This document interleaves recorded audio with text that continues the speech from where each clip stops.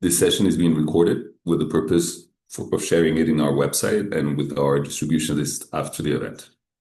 Please feel free to write your questions to the speaker on the chat, and we will read them as they finish this presentation.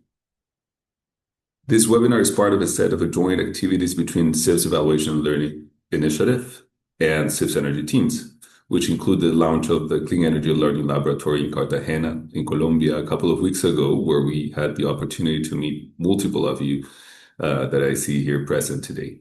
It's great to see you again. Today's session will be divided into different parts. First, we will start with a presentation from our Clean Energy lead, Danny Morris, on CIF's new financing modalities as part of our new strategic directions. After this presentation, we will have a first round of questions and answers. And then we would like to hear from you. And that's the second part, where we will ask you a few questions about what makes an investment plan transformational and how can CIF support that transformational intent. As some of you might be familiar with, CIF's impact statement starts with accelerated transformational change and climate financing that enable progress towards net zero emissions and adaptive climate resilient development ways in a just and social inclusive manner. This definition has led to CIF creating the TCLP, or the Transformational Change Learning Partnership, to define transformational change and support its operationalization, frameworks that aim to continue to build from its community of practice through events like this one. Without further ado, I would like to give the floor to CIF's Clean Energy lead, Danny Morris. Please, Danny.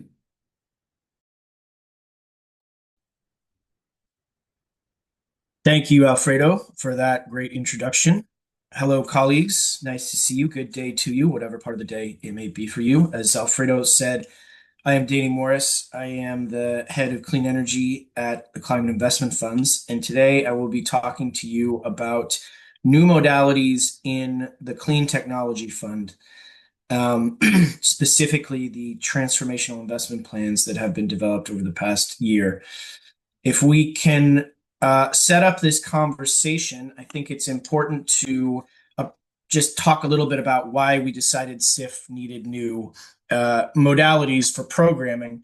As all of you are aware, the international climate finance architecture has undergone a lot of changes and evolution over the past couple of years. It is a pretty dynamic space, and there has been a growing need to ensure that countries who receive climate funds are able to use those funds in ways that can truly facilitate their goals of addressing the climate crisis, meeting their national goals, whether those be NDCs, national adaptation plans, energy plans, things like that. And so CIF was built back in 2008 to be a flexible mechanism that can respond to changing conditions. And so part of our work to respond to those changing conditions is to ensure that our programming modalities make sense for those countries, make sense for MDBs, who are our implementing partners, our 6 MDBs, with whom we try to work very closely, and can also ensure that the larger goals of responding to the climate change crisis are met. So that is broader context. Additional context, if we can go to the next slide, is that CTF has changed quite a bit over the past couple of years.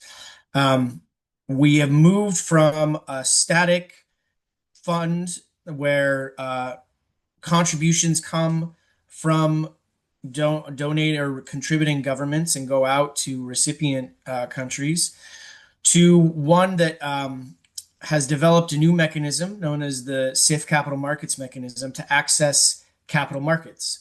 And what that means is we've gone from sort of a static funding model to a more dynamic flow model, which is represented in this slide here. So I'll talk you very quickly to stated new modalities.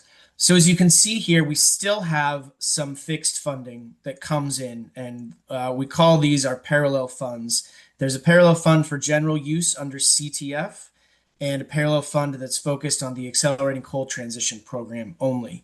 Those are money in, money out accounts under the larger CTF account, and so we can use that for various activities. But then with the CCMM, we have managed to develop a new model where we use our 16-year-old balance sheet, our high quality balance sheet of operations ongoing in countries now. We leverage that balance sheet to go to international bond markets and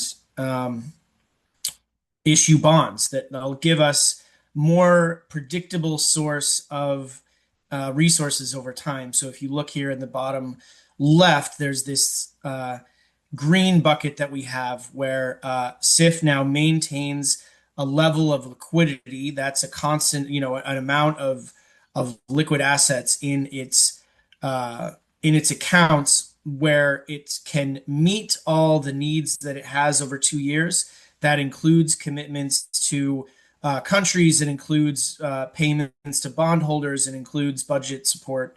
And then everything above that is additional resources that can be programmed.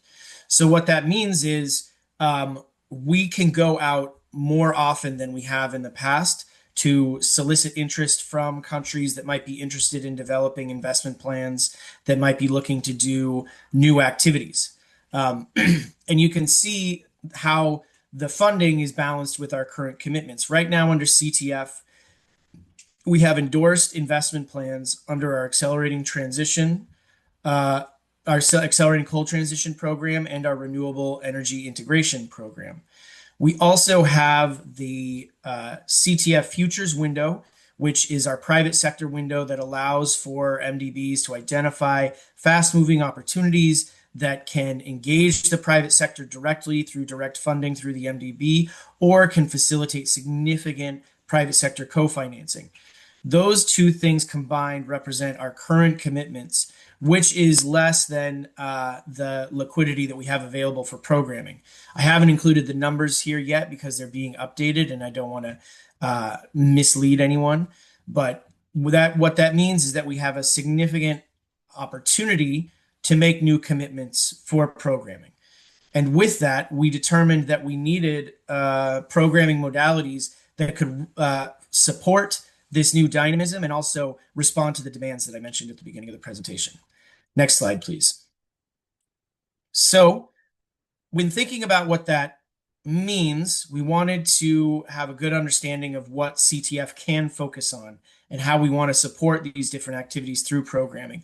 Here is a summary of some of what CTF has supported in the past over here on the left of your slide. And you can see that our original clean technology baseline was focused on renewable energy plus energy efficiency, sustainable transport, and emerging mitigation sectors, often many of which sort of applied in an urban space, whether that's wastewater treatment for emissions reductions, building materials, and things like that. But as things have evolved and as CTF has worked to kind of stay on the frontier of climate finance, we've identified new sectors of programming, whether that's accelerating coal transition, our newest area of programming, industry decarbonization and clean tech supply chains, energy storage, and renewable energy integration. So all of these activities are eligible programming areas under CTF. And the question we faced was, how can we design new but familiar modes of programming to ensure that those can be supported in a way that countries determine they want them supported and MDBs have the technical prowess to do so. So if we go to the next slide, we present our new modalities, and many of you will be familiar with these as you've heard us talk about it over the past year or so. But in February 2025, our Trust Fund Committee approved 3 new modalities. All of these are based off the work that SIF has been doing for a long time. So they're not so new as to be completely different approaches, but they are evolutions of our prior approaches. Those 3 modalities are what we call Energy System Transformation Investment Plans, or ETIPs. We also have Sector Thematic Transformation Investment Plans, or STIPs, and we have our Enhanced Futures Window.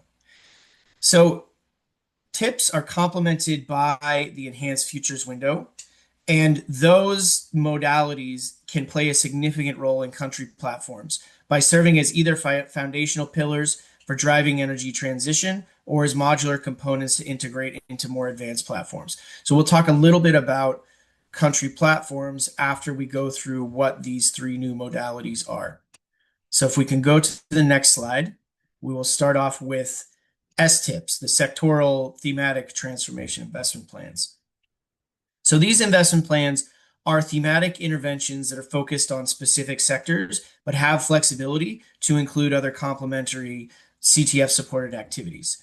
The primary one of the key aspects of this modality is that the primary focal area, the sector that the plan focuses on, must use a minimum of 60% of the resources allocated from SIF to that area of focus, and could possibly go up to 100 depending on what the country needs. But if there are other areas where it's clear that complementary work that's not within the sector itself can help facilitate that work, then funding is made eligible for those activities as well.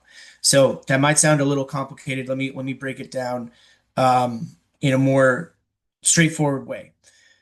The existing investment plans in CTF have sectoral focus to accelerating coal transition and renewable energy integration. We have invited 7 countries to prepare industry decarbonization investment plans as well. So as you can see, most of what we're dealing with now in CTF in investment plan form has a sectoral focus. And so this STIP modality was built to facilitate that work, to allow countries to have specific sectoral focuses if it supports their larger goals, and also gives some certainty of programming to know that resources will be going to specific areas of work. So as you can see in the bullet here, all current CTF investment plans have been grandfathered in. They've been converted to STIPs. And so now they have, with some exceptions, depending on the size of the investment plan, the ability to reprogram to other activities that are maybe not within the specific sector, but can be quite complementary. The guidance and the guidelines for how these STIPs can be developed, along with the process for country selection, is currently under development and will be done and approved by our trust fund committee, hopefully by the end of the year. We're currently working on that as we speak. So if we can go to the next slide, I can give you an example of how, very broad, high-level example of how this might work in practice. So let's say that a country is currently developing an accelerating coal transition program. They're very excited, but they have discovered that their grid is not in a state where it could support the move away from coal transition in the way they had originally envisioned. Similarly, maybe they also discover that on-site storage or off-site storage is something that would really allow them to do the work that they need to do, that they didn't anticipate before they started developing the investment plan. So the STIP allows for some amount of resources, up to 40% of the envelope awarded to the country, to go to these activities, whether it be renewable integration or energy storage. And it can be something that, again, is identified within the investment planning process as an activity, a necessary activity, to help ensure that the core work in the sector space can be achieved. Similarly, we have 2 examples here of an industry decarbonization STIP. One, maybe there's a focus on steel that is grid connected, and an upgrading of the grid would really allow for that steel plant to be able to move to an electric arc furnace or something like that. Then that those REI resources would be available within the investment plan. Similarly, on the right here, if a country is interested in sort of building out a clean technology supply chain focused on EV batteries, but they also want to do some work to ensure that their EV infrastructure is up to date and ready to receive that type of manufacturing, then a combination of renewable energy and sustainable transport work could be executed under the STIP construct. So those are STIPs, and hopefully that's very clear, but we will have a Q&A session later on to help clarify anything that is still uncertain. If we could go to the next slide, please, we will talk about ETIPs and what's the difference between an ETIP and an STIP. So the definition of an ETIP is that these are economy or region-wide interventions focused on overlapping and intersecting issues across the full suite of sectors and activities that CTF covers. So this is more an opportunity for a country to come in if they sort of have developed a coherent and sort of widespread vision of what they want to achieve and they need a large scale funding envelope. Um, they could use that to execute an ETIP. The ETIP model is closer to the original set of CTF investment plans that were developed back in 2010 or 2009, 2010, and beyond. And they can cut across multiple sectors at sort of equal proportions of financing. Similar to STIPs, we are developing the guidelines and the country selection process. And that will be ready hopefully by the end of the year as well. I will say we are focusing more on STIP guidelines because we have STIPs currently under development. We do not yet have ETIPs under development, but the country selection process will lay out how an interested country might be able to do that in the future and hopefully the near future. So if we go to the next slide, we can show you a couple examples of what an ETIP could look like. If you imagine a country on the left here is very focused on their energy system, they're looking to build out renewables. They have some existing coal plants that they want to move away from. And so they want an integrated grid that can move renewable generated electrons across the country, can store it so that they can develop, 24-hour renewable baseload with renewables plus storage. This is the type of ETIP they could put together, right? And you can see here that there's maybe equal proportions across these four type of activities. It doesn't need to be equal. There can be different proportions, but the point is that the resources from SIF are not focused on one specific sector. They're spread out across multiple energy-related sectors. In example two, perhaps you have a country that maybe has a bit more of an urban focus in wanting to upgrade its energy system. So renewables, grid integration, and storage are still there. Those are key components, but maybe they have additional focus on sustainable transportation and industry decarbonization, along with emerging mitigation sectors, whether that be building materials or maybe urban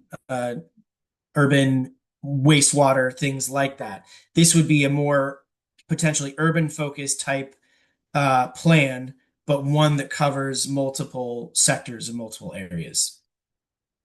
So those are ETIPs as well. And again, we'll have guidelines for those hopefully by the end of the year, early 2026. So the enhanced futures window is the private sector focused complement to investment plans. If we go to the next slide, it provides a flexible structure that allows for fast moving operations outside of the transformation investment plan construct that can mobilize significant private sector co-financing and participation. So it is meant to facilitate the private sector. It has flexibility that accommodates private sector activities, which can move much faster and sort of at the early stage, at the SIF review stage, maybe you don't have as much information available as public sector projects do. We have added some aspects to the futures window because this modality has been in operation for a number of years, but now projects that are coming forth in countries that have existing investment plans must show clear links to those investment plans. This is something that was a nice to have previously, and now it's a need to have in countries that are executing investment plans. The allocation of resources are determined by the MDBs in conversation amongst themselves, and those conversations have been ongoing for the past couple months. There's also an option within the enhanced futures window for focused areas of programming. So if it's determined either by SIF Secretariat or a group of MDBs that there's a potential area of activity that could be beneficial, that could really benefit from in concessional resources, then that can be identified and sort of and programmed accordingly within the futures window. Think emerging uh, technology sectors, potentially hydrogen or something like that. You can also think in the coal transition space. There's a focus on transition credits. That might also be an area that we look to pursue in the future. Next slide, please. So those are the three modalities that we will be working with over the next few years. We want to show you how those modalities fit within the emerging constructs of country platforms. So if we go to the next slide, we have some visual representation. But first, I'll do just a quick rundown for those who aren't aware of how we in SIF think about country platforms. We see them as constructs that allow countries to create coherent and strategic coordination for mobilizing climate finance to meet their needs.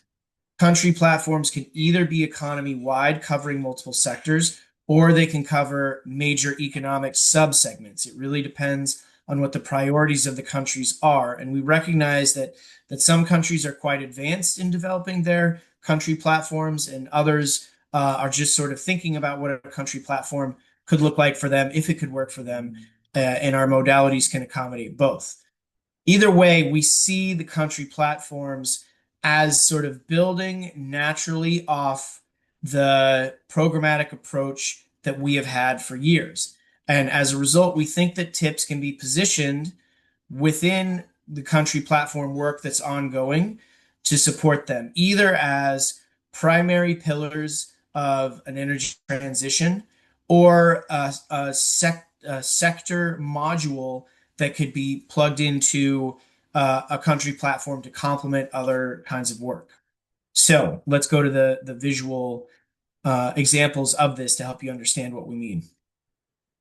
On the left here, we have an example of a country that is looking to establish a pillar of energy transition within its country platform and is not necessarily sure which way it wants to go or wants to take a very broad approach. This is where the ETIP would be very helpful because it would allow the country to spread across a number of different sectors in a coordinated strategic approach, focusing on building out renewables, perhaps moving away from coal transition, helping to build the grid of the future, smart grids, integrating renewables, things like that, and doing some industry decarbonization work, possibly tied to coal transition as well. This plan could serve as the energy transition pillar, as I said, ensuring that the country has that part of its country platform well covered with predictable expected resources from SIF. You can contrast that with a country that has already developed a transition plan and has already started work on that. Perhaps they've identified that they need help in the industry decarbonization space. So if they were to develop an STIP as part of a larger country platform, then that STIP is a module that sort of plugs in to the larger platform, covering that specific sector and allowing for other sectors to be addressed through different types of finance. But it provides the same amount of predictability that SIF programming does, just in a focused sector. I think with that, if we can go to the next slide, I'm happy to wrap up my presentation. Hopefully this has been clear, and I believe we might have some potentially a Q&A, so either floor is open or I think we have some discussion questions as well. But with that, Alfredo, I will turn it back to you to moderate.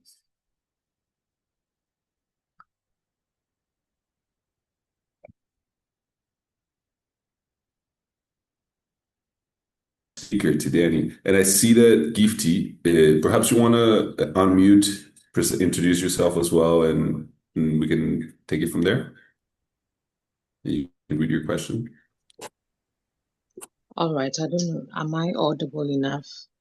Yes, Gifty, you are. All right. My name is Gifty, and I'm the Safe Youth Fellow for African Development Bank working in Ghana. Yes, I am unable to put on my camera now because it's lunchtime here and I'm in an open space. Yeah, sorry about that. I wanted to ask, under these new modalities, where the SREP program falls now, and the SREP is the Scaling Up Renewable Energy Program. Is it automatically going to fall under an STIP or ETIP, and what is the criteria to determine where it's going to fall now? And then again, you were saying that all the programs are now being fused into the STIP modality as at now. Does it mean that any projects that are going to be developed, if it was an REI and it falls under STIP, is there going to be a modification in the criteria to meet, or we just follow the old order we followed to present the IPs when they were REIs or when they were SREP or what have you? Yeah. Thank you very much, Gifty. Danny, you prefer to take one by one, or should we try to get another question? Maybe I'll do this one first because it'll hopefully clarify some things for folks. Thanks, Gifty, for the question. So the modalities that we're talking about today only apply to the Clean Technology Fund. And I think most folks are aware, but if you're not, I'm happy to explain. The Climate Investment Funds, we are an umbrella fund that have two kind of constituent funds underneath us. One is the CTF and one is the SCF, or the Strategic Climate Fund. SREP and a significant number of REI countries are under SCF. And so these changes do not apply to them. They only apply to CTF. It gets a little confusing because the REI program has been split between SCF and CTF. All countries that are executing REI investment plans under CTF, when they were invited to do that, were made aware that they have to meet the requirements of CTF, which are a bit different from SCF. And so those plans have been developed with that in mind. Under SCF, we SIF Secretariat are currently launching a process to develop a new SCF strategy. It's still very early. In fact, we have a meeting later this week to try and map out the first steps in developing that strategy and how new SCF modalities might fit within our larger strategic directions work. But for SREP countries, these changes do not affect them at all. And REI countries under SCF, similarly, it doesn't impact them. The REI countries that are impacted, just very quickly, are Ukraine, Turkey, India, and Indonesia, just for clarity. So. Thank you very much, Danny. Danny, I see your hands up. Please feel free to unmute, introduce yourself, and go ahead with the question. Hi. Yes, thanks, Alfredo. Hi, all. Penny, yeah, I'm an observer to the Clean Technology Fund. Hi, Danny. I guess maybe I'm not even sure whether my questions are really relevant for this session, but I'm going to put them on the table nevertheless, right? If we look at the new structure for STIPs or ETIPs, and we start talking about transformational, this is clearly bigger impact. And if one goes back to the early days of SIP, where one had kind of more project plans and smaller bits and pieces, where when you start talking of transformational, it's really big. And you might have heard I've raised some of these questions before. I'm in your defining, your criteria and everything you're going to come up with at the moment. How are you factoring in, I guess, the MDB dynamic and how they generally kind of approach the project appraisal documentation and the concept notes and all of that, and how it fits into broader affordability of a transformational plan? And let's face it, if we start looking at transformational plans, if we start talking about JET, and this is another question I have, where does JET fit into this? then there's significant implications for the country. And I have raised this issue about kind of what does a due diligence look like for these plans? And it would be useful to understand when you are kind of coming up with some of the broader guidance is where and how does the due diligence framework, what does it look like? Because we're not talking about project plans, or maybe even in the previous nomenclature, the transition plan, it's kind of transformational. And when we speak transformational, this is very broad. And I do have a concern. I'm seeing it in the country that I live in, South Africa, is that I'm not quite sure we've got a handle on how affordable some of these plans are. So I kind of would like to understand what your thought process is in kind of thinking about affordability and the risks associated with some transformational plans, and does SIF have a role to play there? Thanks. Thank you very much, Penny. And perhaps, Danny, we can go ahead and answer her while we wait for someone else to raise their hands or put their question in the chat. Yeah. Yeah, thanks, Penny, for the question. When you say due diligence, it's a very broad term that can be defined in a couple different ways. And I think from a SIF perspective, it's important to appreciate there's the kind of SIF level due diligence, and then there's country level, and those things overlap.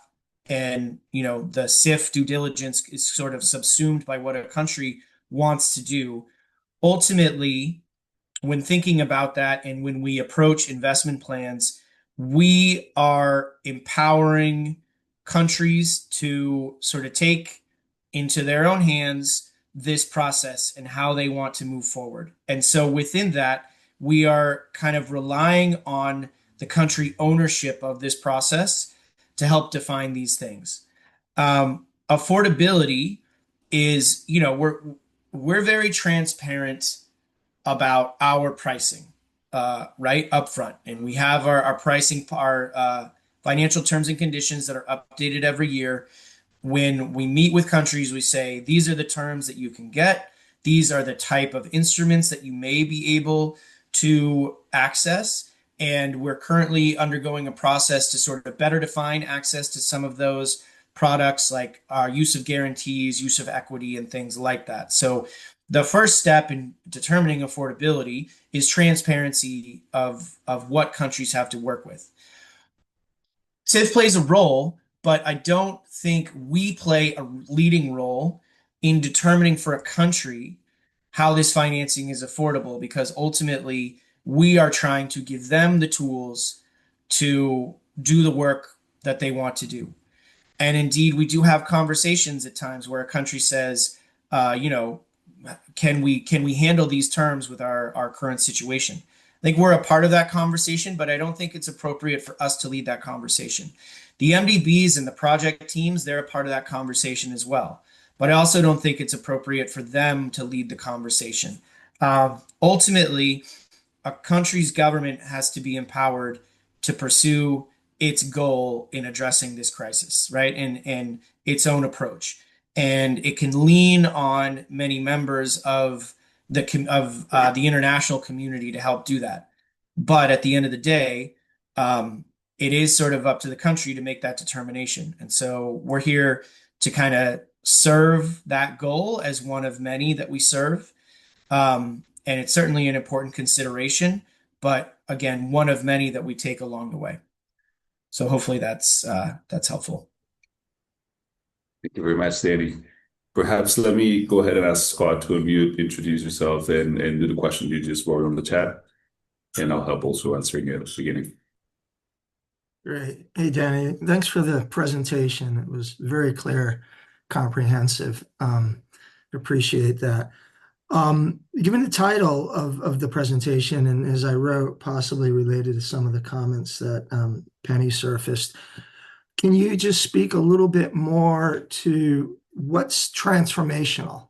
Where does this link up with the transformational agenda? And my reference point is, the SIF TCLP framework with the 5 dimensions of transformation. And you don't need to speak to every dimension, but just helping to link For example, maybe I'm feeding this, but I see more of a portfolio approach, which is more potentially systemic, which can support transformational change. But if you can maybe from your perspective speak a little bit more towards that'd be terrific. Thanks.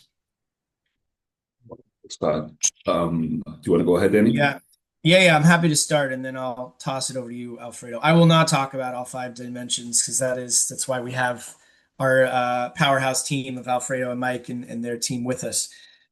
I think about transformation at scale to some degrees. I know that's one of the 5. So, but it is very important when you're approaching it. Always keep in mind what SIF is and what it was built to do. So when we say transformation, we're not coming in and changing the nature of how a country, fuels its economy. But what we're trying to do is push as far as we can within our remit and within our structure. And so for me, transformational change requires both a portfolio approach, whether it's a sectoral investment plan or a larger energy system investment plan. You have to look at a portfolio. You have to come up with a coherent approach, you being the collective, right? A government, MDBs, SIF Secretariat, CSOs, labor, everyone who's involved in this, right?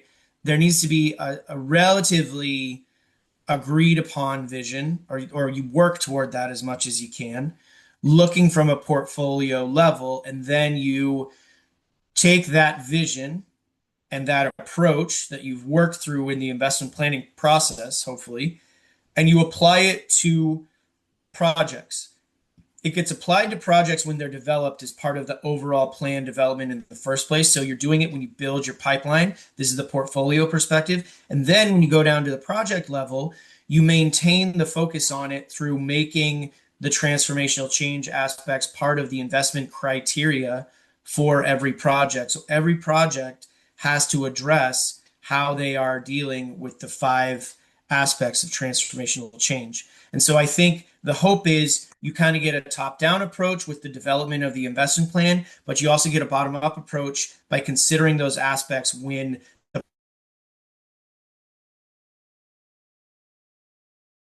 you to complement. Thank you very much, Danny, for that response. I think I'll just say that definitely we take it from a portfolio level, but that means that we also have it that we also look at from a programmatic approach perspective at the project level as well. One of our key investment criteria when it comes to energy projects and most actually programs that we end up investing urges that all projects have actually identified the 5 dimensions and how they contribute towards transformational change. I mean, at the project level, it's difficult to say that you will generate that transformational change, but when you sum up all these different projects into this programmatic approach that SIF takes, then that's where you start seeing that bigger contribution towards transformational change and potentially achieving it. As some of the audience here might be familiar with, we also have some familiar faces as well that went to Cartagena, and we were able to present a little bit on the 5 dimensions. I won't dive into each one of them, but they are the projects and portfolio aim to contribute towards systemic change, a change that is at scale with relevance, which basically aligns needs with plans and with impact, and then that's also sustainable and at the speed that relates to the urgency that we're aiming to. And these are the 5 dimensions that the Transformational Change Learning Partnership is constantly working on. For those who are not familiar, we do have a set of guiding toolkits for each one of our programs that we're updating constantly. We do have a framework that goes beyond just setting up these dimensions. We have guiding questions. We have signals, way of identifying whether, if each one of this, if the projects or programs are contributed towards each one of these different dimensions. So we're constantly working around achieving that, and it's part of the mandate that we have as a learning laboratory, but also as knowing that accelerated transformational change are actually the 3 first words on SIF's impact statement. So we definitely wanted to take the lead and keep it from being just a very broad sort of concept, as Penny was mentioning, and try to operationalizing as much as we can in each one of our programs and projects. So perhaps with that, I'll go ahead and ask Caroline to unmute, introduce yourself. It's great to see you again, Caroline, and ask your question. Okay, so good morning to the people in the US. For us, it's evening in Uganda. Nice to see you again. I have listened very carefully, and I realize that many of the initiatives that Uganda is thinking about cuts across the ETIP and the STIP. So is that allowable? But also specific to the country platforms, because Uganda is really we have progressed in what we envision in our mind that is going to be our country platform. So what specific support can we get from the Climate Investment Fund? Thank you, Caroline. Perhaps let me just ask Alan to tag along as well and mute Vicky's question, and then we can answer both of them as we get closer to the end of the session. But please still feel free to make more questions. We do have 14 more minutes. Hi, Alfredo. Did you want me to say my question out loud? Sure, that'll be great. And introduce yourself, please, to the audience. Yeah, thanks. Hi, everybody. My name's Alan Lee. I'm Senior Energy Specialist with the World Bank based in Ankara, Turkey. And I'm the focal point in the country office for SIF Industrial Decarb platform that we're working with EBRD and others on over the coming months. So my question, Danny, is about in a presentation from, I think, June, there was a bullet point about STIPs being eligible for modular expansion. And I understand that there were some details of that were still pending. So the question is whether there's any updates on the timeline and steps to pursue that. And in the case of Turkey, it would apply to the Renewable Energy Investment Plan. Thanks. Thank you very much, Alan. Danny, please go for it. Great.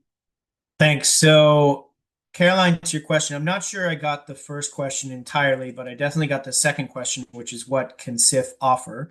I think what we offer is a predictable set envelope of concessional resources that can be focused toward activities that the country has identified as priority areas to help them achieve their national or regional climate goals.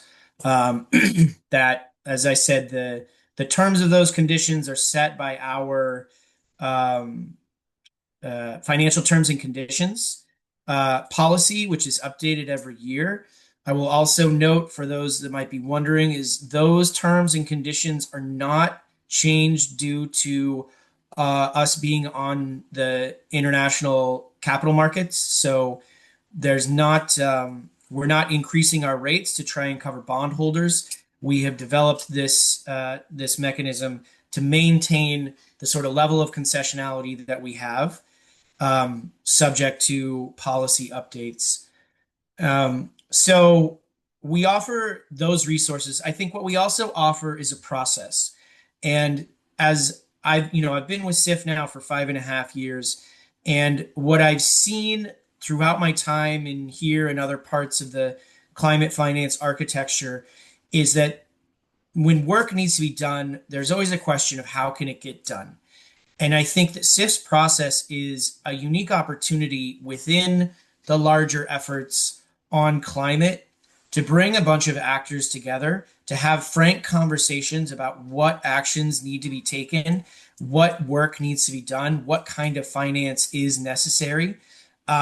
And that has ripple effects beyond just developing a SIF investment plan, because it can, let's say, illuminate for a country and MDB's new opportunities. It can define a pathway forward. You can imagine that if you're in dialogue with multiple stakeholders over the course of a year or a year and a half, you might find some activities are higher priority than others, and that might help influence your decisions to move forward on addressing those. So I really think there's a lot of value in the SIF process. It's made valuable because of the ownership of countries to come in and try and make it work for them as best they can.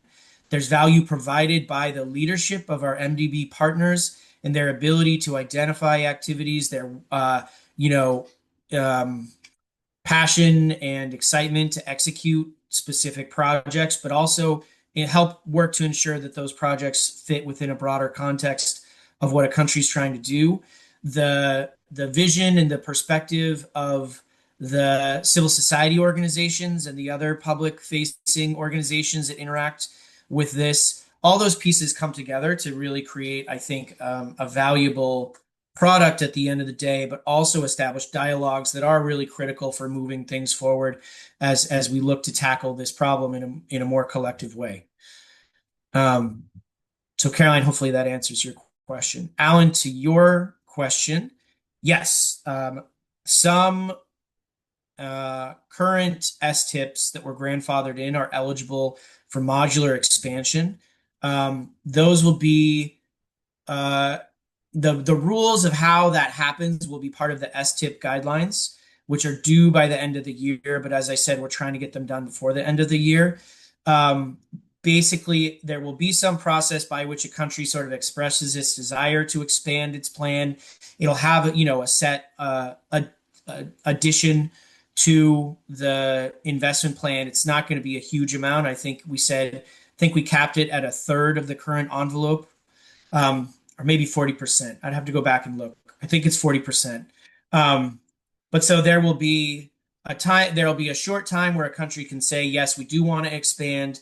Then there can be a process by which they sort of identify projects as involved as the investment planning process itself. But we will need some work to kind of help define the pipeline and make it clear that those activities are well linked to the previous set of activities that were endorsed.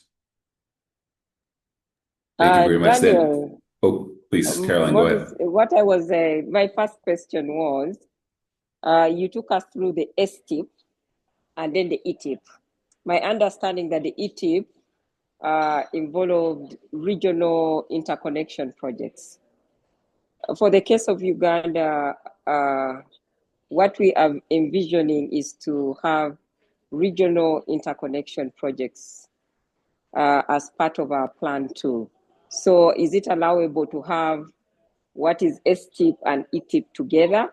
Or if one is developing a plan, you have to stick to one, or we can do both? I don't know if countries will do both. We'll have to see how that plays out. I don't know that we would want to I don't know that a country would want to do separate investment plan processes in parallel. And I don't know that would be the most efficient use of time. But I would say whether you have an STIP or an ETIP, and you can, once we have the guidelines out in the process for country selection and a sort of what will probably be a semi-regular assessment of expressions of interest from countries, if you determine that the regional integration, the regional interconnect is something that's really valuable for your country, then you can certainly do it within the scope of your investment plan. And, as it's sort of grid focused, that is like a renewable integration type work, as long as it's integrating renewables, right? If it's something that would facilitate, connecting fossil assets, then it wouldn't be eligible. But if the country determines that regional interconnect is critical to achieving its larger goals, then we could find a way to make it work under an STIP or an ETIP. Thank you very much, Danny. And that last question also resonated with Elena Ivanovska. She had to leave. She's representing North Macedonia, but she was mentioning the same point that Caroline was mentioning. We will have, though, this event, as you know, has been recorded, and we will be uploading this recording. So for those who want to share this with other colleagues, you will be able to do it afterwards. I don't know if there is any final question, perhaps, for Danny in the upcoming minutes.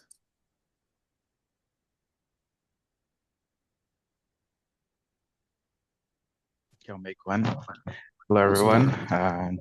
Thank you very much, Danny and Alfredo, for putting this together. I think it's very informative. My question is mainly about country platforms and how countries can actually leverage SIF programmatic approach, because the thing is SIF has a lot of information, very useful data on the programmatic approach, something incredible. But I'm not entirely sure whether all countries understand and know that these information is out there. So I'm wondering whether or not this information is being spread and saying you can use this to help improve your content platform, and also consider embedding the S tips or E tips into the plan also to achieve your product goals. So I'm wondering whether or not this information is being spread to countries, or if it's something that we just say you can use it, but it's just up to you, or if it's just something that is a recommendation usually when you're engaged with other countries. Thanks, Lucas. Thanks. Andy? Yeah, thanks, Lucas.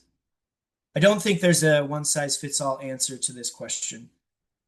I know that we have built these modalities, again, to encourage countries to take ownership of their process, and many want to. But countries are at different levels of the development of country platforms, right? So you have some that are pretty advanced. I think Brazil, I think Turkey, both of whom were invited to do industry decarbonization S-tips, right? And they have a good sense of their country platforms. And at least Brazil has a good sense of how it wants to fit its investment plan into that country platform. Turkey, the mission is coming up in like 3 weeks, right? And so this will be part of that discussion as well. And I presume it will be a relatively advanced conversation where the country makes it clear what they want to achieve or not achieve. For other countries who maybe have been invited to do an investment plan, but they haven't necessarily fully thought out what a country platform looks like, then the option is there for them to begin to pursue it. And as we said, I think the investment plan, the programmatic approach naturally lends itself to thinking about how to do a country platform. And the optionality that we've built in would allow a country to pursue one thing or another.